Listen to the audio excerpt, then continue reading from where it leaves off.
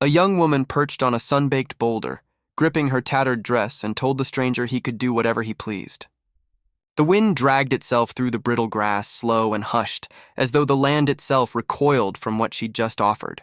Her voice had been hollowed out, ground down by too many nights she never agreed to, and too many men who never thought to ask. "Right here, go ahead." She didn't flinch when she said it. She held his gaze with the flat steadiness of someone who had already accepted the worst. Caleb. Rourke didn't budge. A 49-year-old rancher with a face carved by decades of sun and a permanent layer of trail dust on his boots. A Colt rode low on his hip, a rifle strapped behind him on the saddle. From a distance, every man like him looked identical. A horse, a weapon, an empty road, and no witnesses. But he hadn't come here wanting anything from her. He'd stopped because he noticed she was trembling. No shoes. Bruises along her arms. Dress torn at the shoulder. And clutched against her chest, a small leather-bound book she held like it was the only thread keeping her tethered to the living world. Caleb had crossed paths with trouble in every shape it came. Runaways, drifters, con artists, desperate souls begging for one more day. But he had never watched someone surrender herself like that. Not from terror, not from cunning, but from sheer and total exhaustion. Like a woman who had simply run out of reasons to resist, he pulled off his bandana. Then his coat, set them both in the grass beside a canteen and stepped back. Then back again, far enough that she'd know he meant it. Far enough that she could breathe without counting the distance between them. "I'm not here to take a single thing from you," he said, voice low and even, the way you speak to a horse that's about to bolt. She didn't believe him. Her fingers wound tighter into the fabric of her dress. Her eyes darted to his gun, then swept the empty land around her, then came back to settle on his face. Men had looked at her gently before, and then hadn't been. Caleb didn't reach toward her. Didn't close the gap. Didn't even ask her name.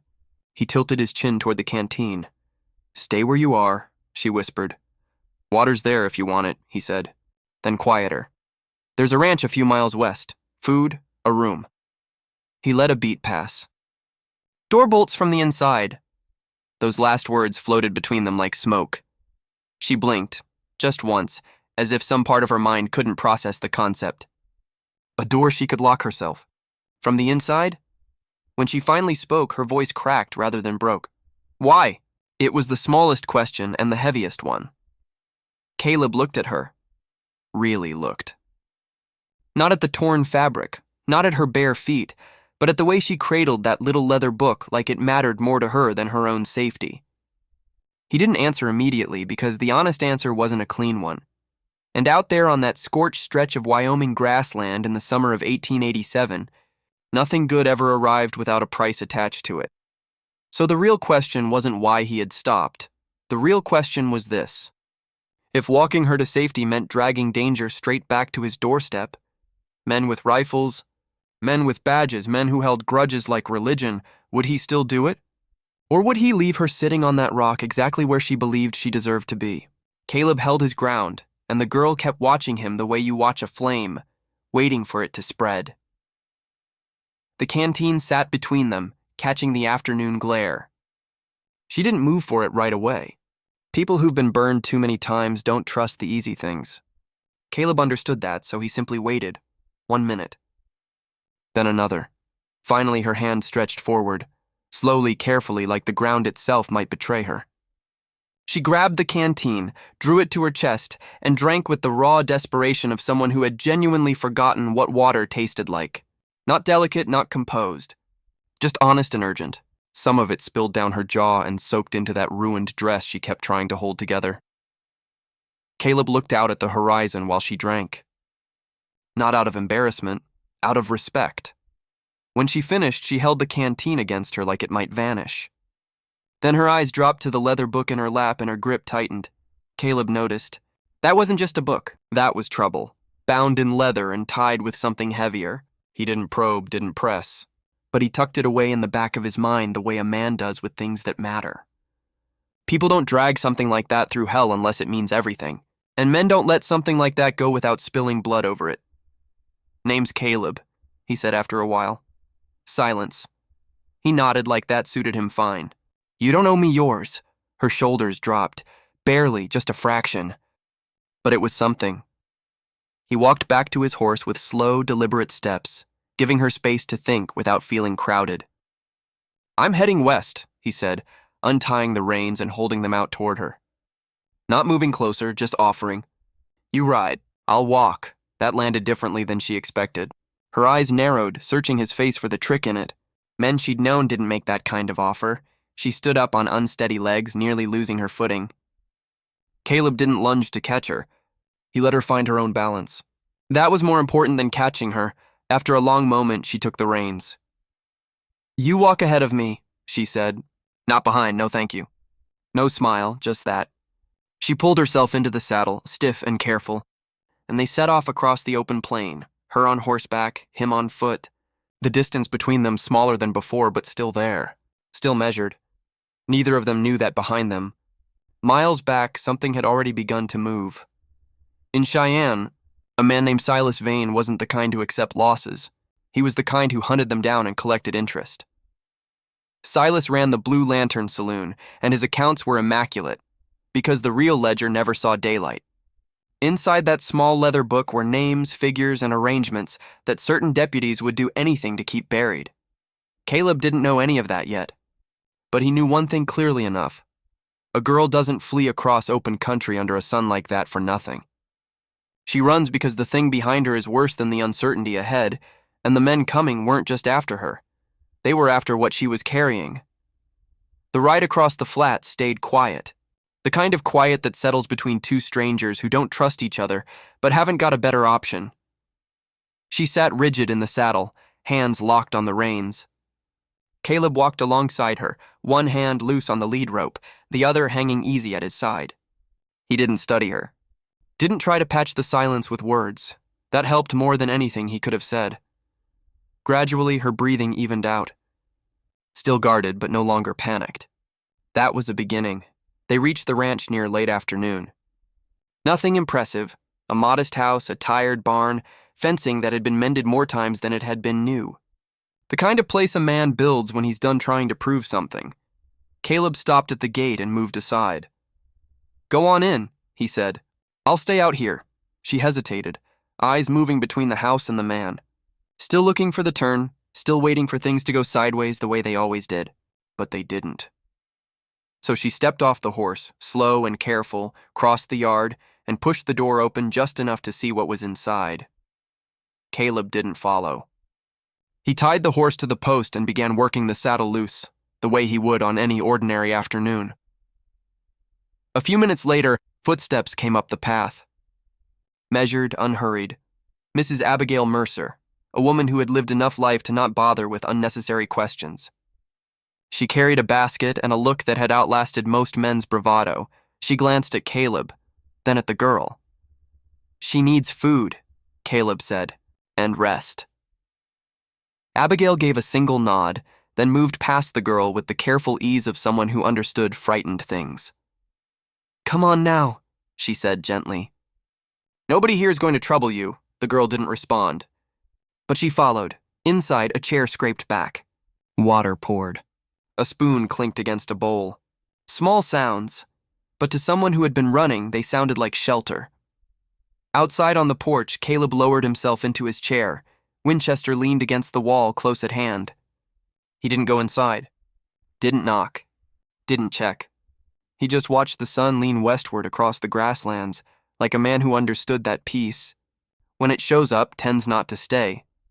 He was right, because out past the far ridge, a thin ribbon of dust was already climbing into the sky. Not wind, not cattle, riders, moving fast. The kind of fast that doesn't negotiate, and this time they weren't coming to retrieve a girl. They were coming for what she carried, for something men thought was worth killing over. So the question now was simple and brutal. When those riders reached his gate, would Caleb hold the line, or step back and let the past reclaim her? The dust was close enough now to count shapes. 3 riders, maybe 4, driving hard across open land like they already knew the address. Caleb had spotted them before anyone else. He didn't call out, didn't hurry. He stood up from that chair, lifted the Winchester, and checked the action the way a man does when he's stopped hoping trouble might detour around him. Inside, a spoon struck the bowl too hard. The girl heard it too. That sound out there, hooves pressed into dry earth, men who weren't hiding their approach. Abigail looked toward the door, then back at the girl. "Someone's coming for you?" The girl's hand went straight to the leather book. That answered everything. The riders pulled up hard in front of the gate, dust blooming around their horses' legs.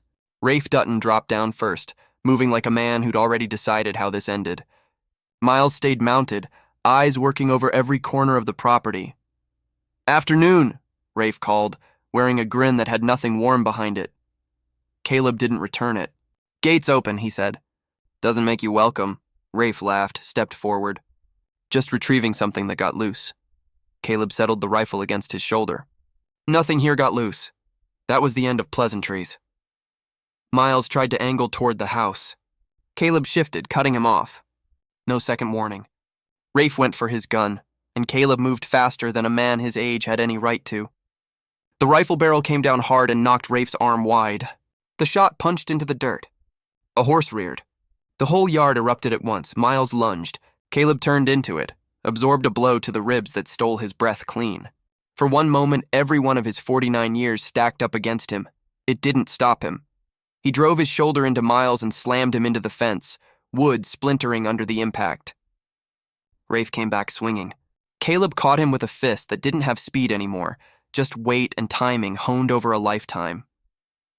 In the doorway, the girl had stopped hiding.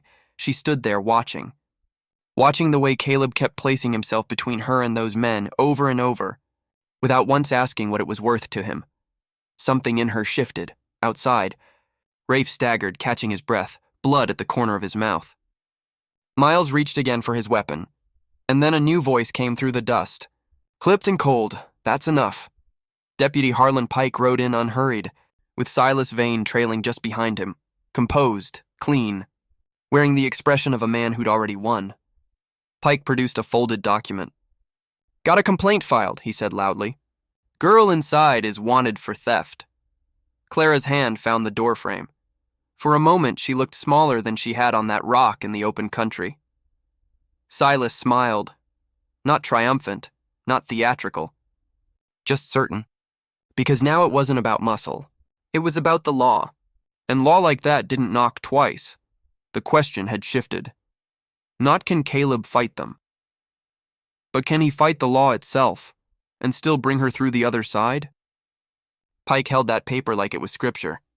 Caleb looked at it, then at Silas, then at the girl still gripping that doorframe.